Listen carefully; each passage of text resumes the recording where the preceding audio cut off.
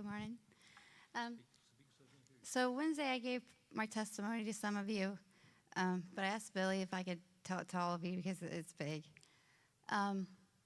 It's been over a year that I started my journey where I found out I have cardiac malformation and 2 other weird diseases. But one of the other main things that my husband and I didn't really tell a lot of people is I was being, sorry, my ear's popping on me. My brain went dead.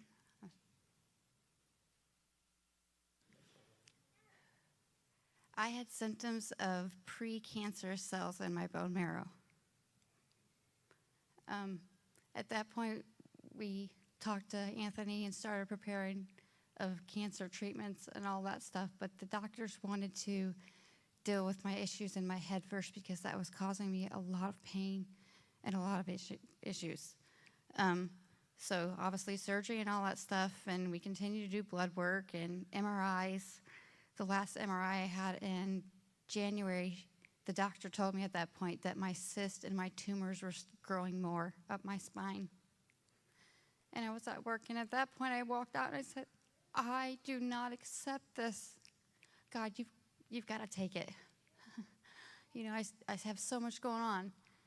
So I went and got another MRI 2 weekends ago, maybe. Thank you, Jesus.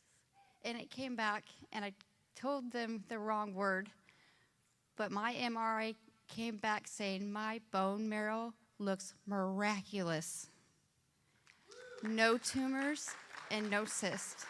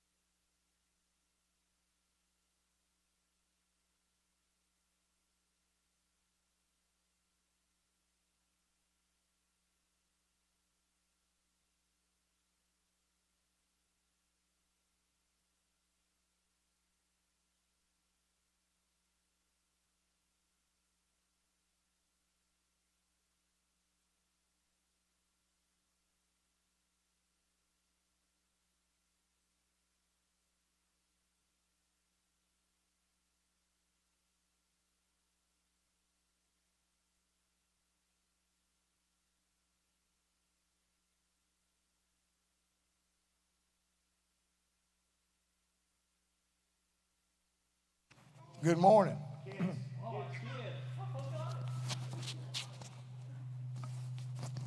Claire, what am I doing wrong?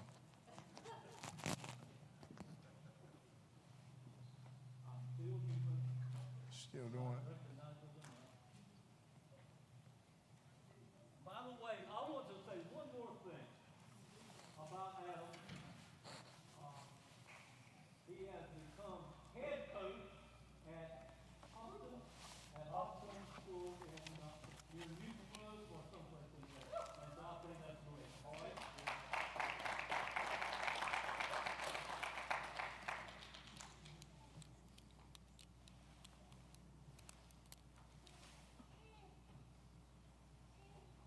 Good morning. Is this working okay? Can you hear me okay? He might not have been kidding about the couple of hours because the rumor is I can talk. Russell can tell you that. I'm Bobby Kennedy. No, I'm not a Catholic priest. I just wear black. I was born over in Kinston, and I grew up around the Pink Hill area. It was 4 of us boys. We all became law enforcement officers. Now, I'm not a preacher. I'm an evangelist. I travel from church to church. So that way, if you don't like me, you don't ever have to ask me back. Makes it easy for y'all. There was 4 of us boys. We all became cops, and I've got a brother that retired from Wilmington.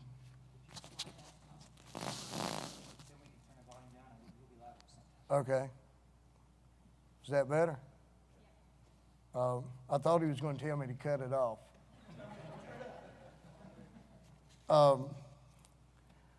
My message wherever I go is accepting Jesus Christ, because that is the only way to the Father is through the Son. Amen. So if you hear me more than once, you pretty much hear the same message. And the best way that I can tell you about Jesus is to tell you what he's done for me. And so like I say, my background, I have ADD. I jump around, so if at any point I confuse you, raise your hand and I'll clarify it. I'm going to tell you a couple of things that has happened in my life that has put me where I'm at today, standing here in front of you. I've got 5 children, and I have a post-traumatic stress disorder. I spend a lot of time working undercover drugs, and my post-traumatic made it where any place I went, especially if I was with my family, I knew where all the exits were.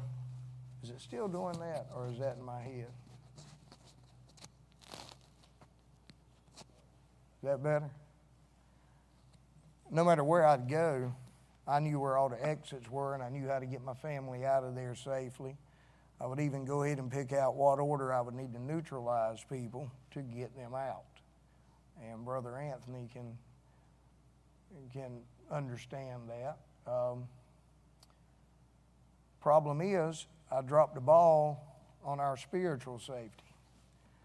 I've been in gunfights and I've been in fist fights, and they end. But the spiritual battle is constant. And if we let it, the devil likes to let us get comfortable. And we think we're in church. We go to church, we're doing this, we're doing everything right. We're okay. But the spiritual battle is constant. The Bible tells us that we wrestle not with flesh and blood.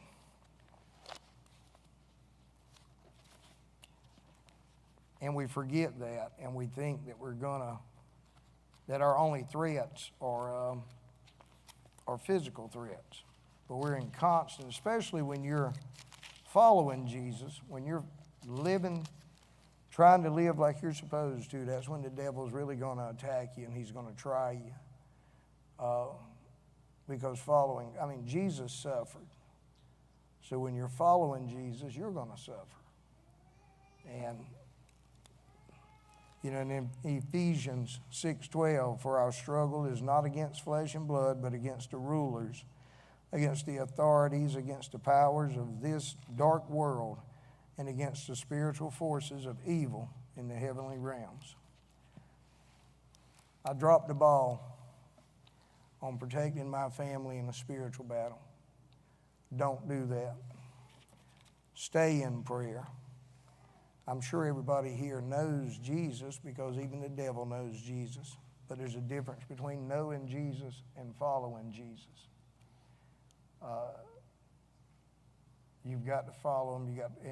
Another thing that I did wrong. The Bible tells us that God is a jealous God. And we put things ahead of God. I woke up every morning. Some of you have known my family. And every morning my first thought would be, what can I do to make my wife happy today? And that's not what it should have been. It should have been, what can I do today to serve God? But I didn't do it consciously. I wasn't saying I'm going to place her above God. It's not what I was saying. I was thinking that I was doing what I was supposed to do, and that was be a good husband. But if we don't put God first in our lives, then we have placed something else in that position. And I think people a lot of times believe that when the Bible tells us not to place any other god above God, they think it's like worshiping Buddha or some other religious god. But you can place anything. You can place your job. You can place your family. You can even place yourself above God. And that was another fault of mine. I'm going to give you about 3 of my faults. Now, if you'd like a more complete list, I can put you in touch with my ex-wife's attorney. Jonas is taking notes. He's got a whole list. 2010, I felt like I was called into the ministry. And so I started filling in for my pastor. I started my classes. I started doing what I felt like I was being called to do, but I didn't go into it like I should have. And the story of Jonah tells us how that ends. When God calls you to do something, you better do it. Because if you don't, He will get your attention. He will allow things to happen to get your attention. Sometimes I'm that hard-headed child that sometimes God has to grab me and snatch me a little bit and say, you know, this is what I told you to do. So please, if you feel like you're being called to do something in service of the kingdom, don't take it lightly, and don't halfway do it. Go in it all the way. Those 3 things that I did led me to a point in my life where about 3 years ago, I lost everything. Everything. And when you lose everything, the world offers you cures and remedies and ways of gaining comfort. But I chose to pull closer to Jesus. I didn't get mad with Him. It wasn't His fault. I lost everything and I weighed 208 pounds, and in 2 months I lost down to 140. It's a great weight loss program, but I don't recommend it. A lot of what I say, you can laugh at it. It'd make me feel better if you did laugh at it.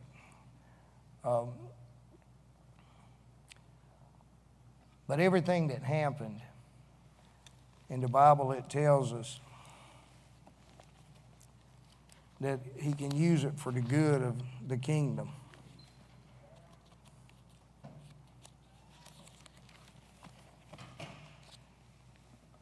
Romans 8:28, and we noted in all things God works for the good of those who love Him, who have been called according to His purpose. I didn't apply for the job that I currently have. I got a phone call from Baptist on Mission, and they asked me, could I build a house? And I said, not if you want people living in it. No, I cannot build a house. I said, I can do 3 things. I can shoot, I can ride a horse, and I can preach. And that's it. And they said they thought they could use me up in the mountains of North Carolina. Well, at this point, I had lost everything, so everything I owned fit in a little Ford Escape. So I headed to the mountains. And I've been up there since January. I just came back here a couple of weeks ago, working with Baptist on Mission, spreading the gospel, showing the love of Jesus, being the hands and feet of Jesus, and rebuilding people's houses, rebuilding their lives because they lost everything. And all of us have suffered loss. And grief is grief. You know, it doesn't matter if you're grieving a death or you're grieving the loss of all your possessions. Grief is grief. And we can all identify with each other because we've all had grief, we've all had loss. I want to show you a couple of videos. One of them is just some pictures from houses we worked on up in western North Carolina. And then there's a video of a lady that I interviewed. She had lost everything. She had lived in that house since she was 5 years old, other than when she was in the Marines during Vietnam. And she lost everything. But I want you to listen to her story and what she says about losing everything. But first, I'd love to show you the video, Claire, the one with Helene. I'll probably stop it a couple of times through there and explain the pictures to you.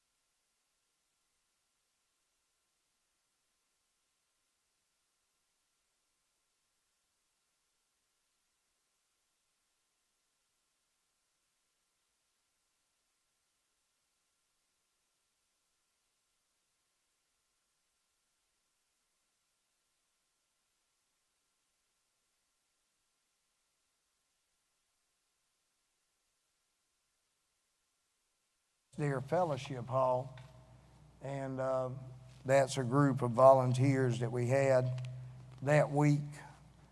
But that church opened its doors to us in October of last year and just allowed us access. We used their fellowship hall. I slept in a storage room downstairs for a while, and but okay.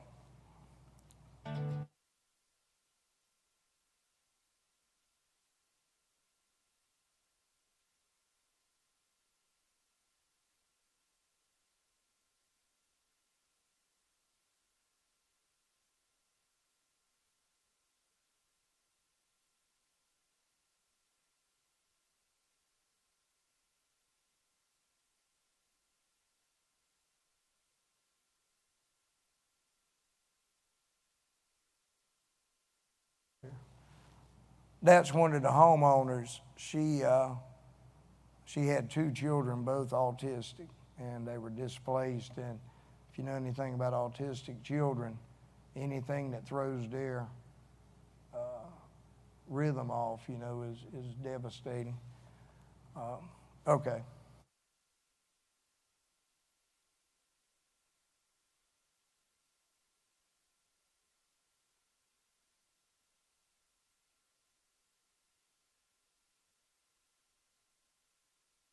That lady there, that red stool was the only thing that she knew the location of it after the flood. And across the creek from her house, it was halfway up the mountain. And the first day I got there, I was talking to her. Everything else was gone. And I said, "What is that?" She said, "That's a little stool that I had. And it's the only piece of furniture in my house that I know where it's at, because when the water receded, it left it up on that mountain." And I told you I don't know anything about building a house, but I went up the mountain and got it. You had to cross the creek and climb up the side of the mountain and get it. And I brought it back, and she just cried, just because, the small little things that she would sit on it while we were working on the house. She would sit on that stool. But that was the day that I brought it to her. And she also made the comment that the flood restored her faith because the church had hurt her. The way you got so many people that the church has hurt them. And that's why they don't go to church. And we have to operate in a way that we show people, we show them the love of Jesus. It doesn't have to be something big and outrageous. Just the smallest things show that we love them because Jesus loves us, so we love you.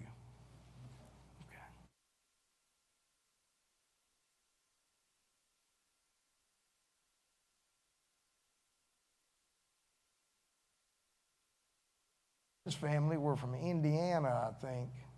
He sings in competitions, and the week after they left, his mom sent me that picture. He was having a singing competition. I know, Russell, you're going to not believe this. The boy wanted to dress like me.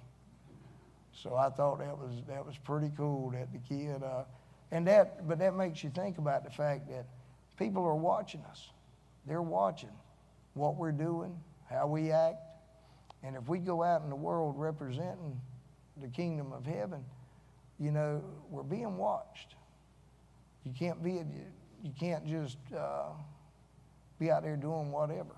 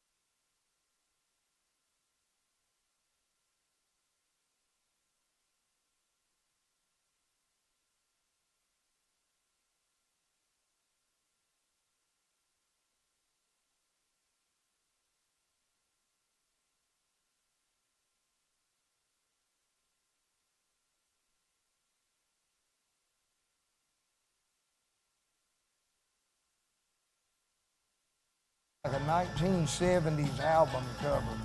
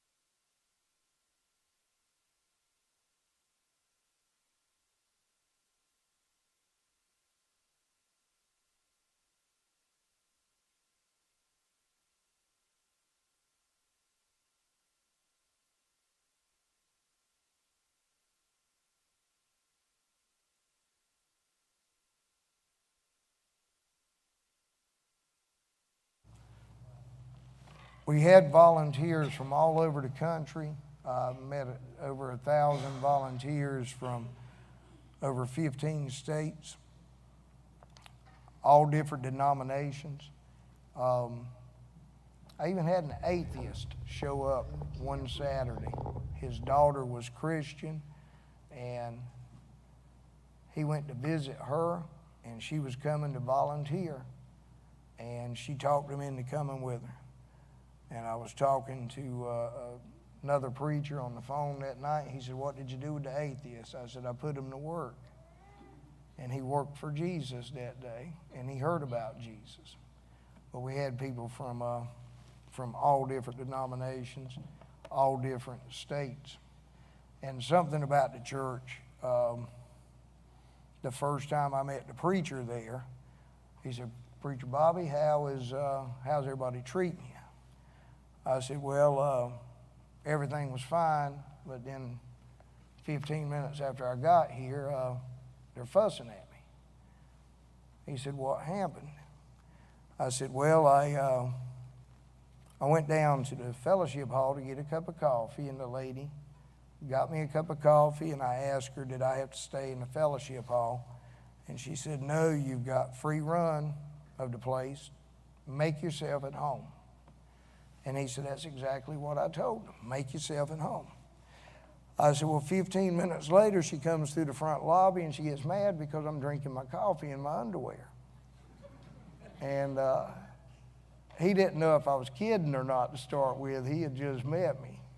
But it was a great church, great group of people, God's people working together. And it was just amazing how we would need electricians. And we were like, you know, it would be really nice if we had a church group come that had an electrician in it. And the next day we would get a phone call. We got a phone call from a man that owned an electrical company in Raleigh. He said, business is slow. I don't want to lay my guys off. If I bring them up there and pay them to work a week, will y'all feed them and give them a place to sleep? I mean, you know, that's a God moment. That's God. Our need was met that quick. We needed an electrician. We got a team of about 6 electricians for a week. Now, I'm going to show you the video of one of the homeowners. Her name is Vicki Howard. When I first met her, she was not happy. She had not smiled since the flood was September 27th. I met her in January. And I could tell that she was not happy. She said, so you're a Baptist preacher? I said, well, yes, ma'am. She said, well, I've never met a Baptist preacher I liked. I said, well, I don't like the most of them I meet either. I said, I used to be a cop, and I ain't real fond of some of them. And we sat down, and we started talking. Okay. And, I want you to hear what she says about losing everything and how it was the greatest thing that ever happened. And there's a part in it when I told her I wanted her to, could I interview her? It was a couple of months before I actually interviewed her. And she said, what do you want me to say? I said, I want you just to tell your story about your house, what you lost, and what's happening. I said, but it's obligatory. That's a big word for a redneck there. I said obligatory, and I know what it means. I said it's obligatory that somewhere during the interview, you say that Bobby Kennedy is the smartest, best-looking man you've ever met. And she said, I thought you were going to show this in churches. Why would you want me to lie? So, and I forgot about that. And then when I asked her for the interview, during the interview, she will mention that. And when we were editing it, I was going to cut that part out. But Brother David Knowles, a preacher friend from Willard, he said, I wouldn't cut it out because it shows that she's lost everything, but she's still able to have a sense of humor, and she's still able to laugh. So when it gets to that part, don't laugh. She's just, go ahead and play it, Claire. Okay. I'm Vicki Howard.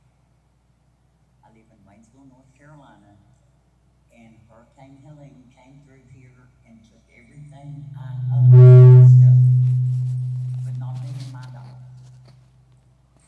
Me and little Cody survived by the grace of God. Yep. How long have you lived here, Vicki? Since I was 5 years old, which was a long, long, long time ago, 1957. Who built the house? My granddaddy built the house.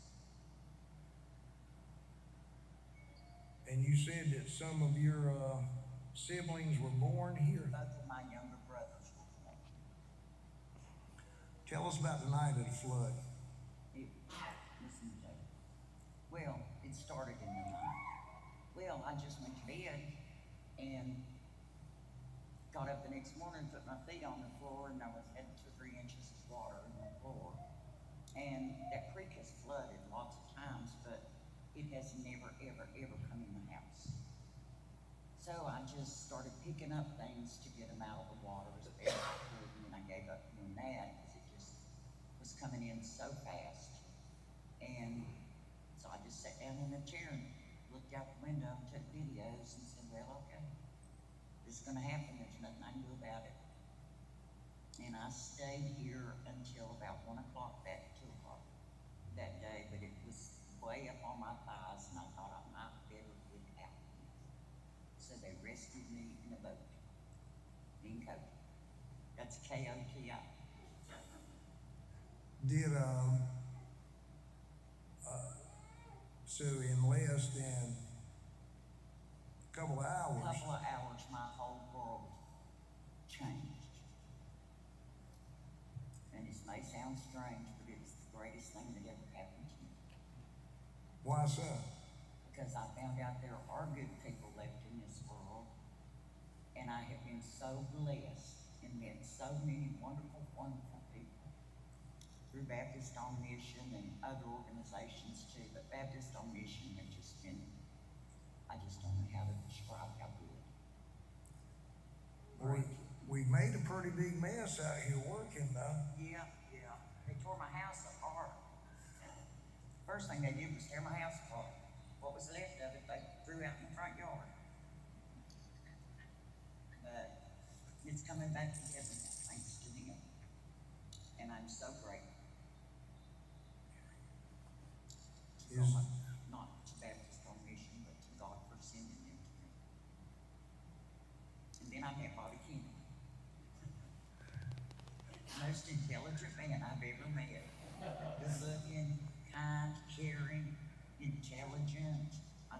There's not enough adjectives to describe him. He paid me to say that.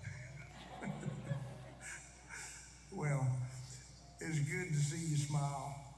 And It's good to smile. did you smile a lot? I did not smile a lot until, for like 4 months, I guess, from October till January. I didn't smile much at all. But since then, since the Baptist men came in, I have just smiled and laughed and everything's just been great since then. Well, the people that's going to be looking at this is churches that support the Baptist men. Keep on supporting. We couldn't do it without them. I know. So appreciate you letting us talk to you and show part of your house, and we'll do another one later when you're moving back in. Oh, I can't wait. And we'll bring Cody some Slim Jims. Oh yeah, get Cody some Slim Jims, because he just loves them. Thank you, Vicki. Thank you, Bobby. Now the Slim Jim thing, I was over there one day and I had a Slim Jim in my pocket, and Cody alerted on the Slim Jim, so I gave it to him. And that next day, Vicki said, if you give my dog a Slim Jim again, you're taking him with you. I said, why? She said, well, I'm having to live in that little camper. He sleeps in a bed with me with his head under the cover and his rear end here, and it don't give him another Slim Jim. So I told her, I said, I will carry a pocket full of Slim Jims, and anytime that I'm over here and you're not 100% satisfied with what we're doing, I'm giving the dog a Slim Jim. And no matter what happens to you in life, no matter what it is, you can take it and you can serve God and you can make something good out of it. And it's okay to laugh. It's okay to smile. Thursday nights, I would take my volunteers to a little place called Jukebox Junction, and we would get ice cream, and we would sit in the back room, and we would laugh, and we would have fun, and people would see us, and they knew who we were because of my truck And but they saw God's people fellowshipping and being happy. Not because that there's rainbows and unicorns everywhere, but because we've got something to look forward to. If you're serving Jesus and you're following Jesus, there's bumps in the road, but the destination. My mom and dad had a refrigerator magnet that said, "Serve the Lord. The pay's not great, but the retirement's out of this world." And I appreciate y'all sitting still and listening to me. If anybody has any questions or if I didn't make something clear, I'm a chaplain too with ECU and UNC hospitals. If any of you have somebody in either one of those systems and I'm in the area, I'll be glad to go by and visit with them. And I appreciate y'all being here, and I appreciate you listening. And I guess like Forrest Gump said, that's all I got to say. But thank y'all.